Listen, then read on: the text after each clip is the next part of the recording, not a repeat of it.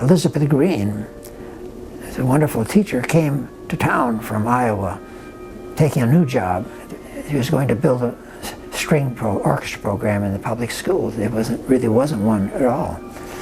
And she came, and I was her first student here. She was the connection for Michael and Charles to go to New York to study with Ivan Galamian, who at that time was the greatest violin teacher in the world. My brother started studying with Galamian in the early days, late 40s, maybe 47 or something.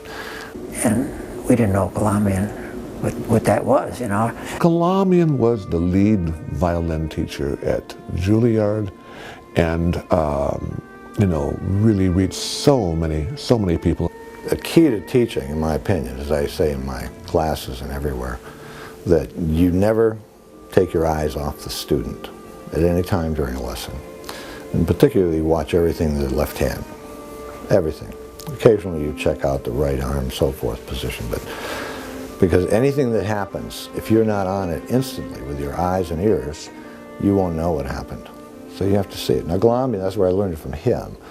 He was that glad. Never took his eyes off you. Never went wandering for a glass of water or anything like that. English wasn't his native language, but he could speak it all right. And so he didn't use a lot of words. One thing, he didn't talk a lot. He was always just but when he said, every word that he said was so strategic. That was the amazing part of him. So there's one given lesson where I walked in and was playing something and not well prepared.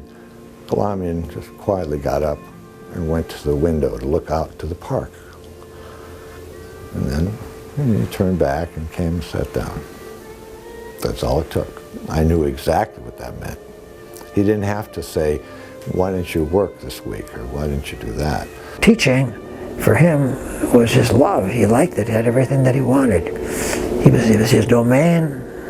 When you're in the studio with him, he was absolutely the king, you know, and nobody could, even other teachers, if they saw him, you know, they'd be in awe too. Charles and Michael were instrumental in the textbook that was written by Ivan Galamian, because it's all of their hands that are pictured in those books as young people. Would have never happened except for Elizabeth Green. Galamian didn't want to waste time sitting down and writing books.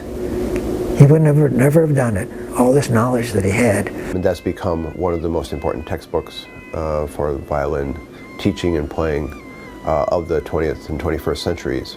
So they've been involved in the top end of the business since they were children.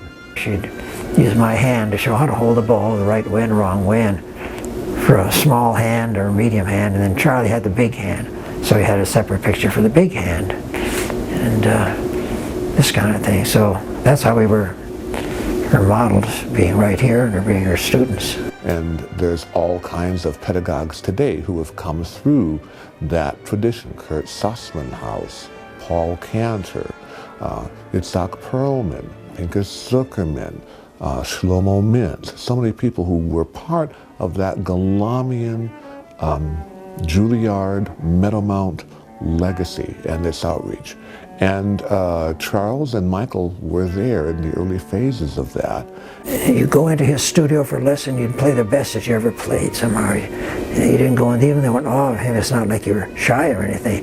He'd bring out the best in you, you know. After a lesson, you just felt great, you know, just treasure the lessons with him. When I was a boy, like I say, 12 years old, I slept next to the Galamian's bedroom, you know. Had their two boxers come in and wake me up every morning, you know, so it's a nightmare.